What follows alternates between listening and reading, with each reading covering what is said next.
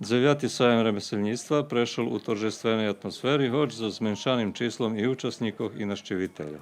Prilagodzili sme še Slovijom, takže sme tohoročný sajam da poviem skromnejšie. Znači, neangažovali sme našich privatníkov da vykladaju, jednostavno sme se označiti stari remesla i ručni roboti i napraviti jedno druženje i zdohadnúť všetkých, že ešte postojíme, že sme aktívni, že nemáme možnosti ukázať še u jak skorejších rokoch.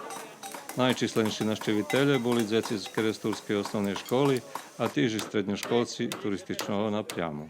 Старих майстрів не було veľa na sajme, len trome, ale dzečne pomáhali oduševеним децам у майструванні за зматком, пилку, ресельом і другими частцями алату.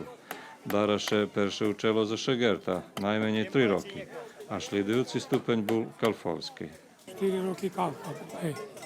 I keď chcel otvoriť privatnú robotňu, vecka musel ešte pokladať majstorský ispit. Nijak dneška otvorí, hoď to chce.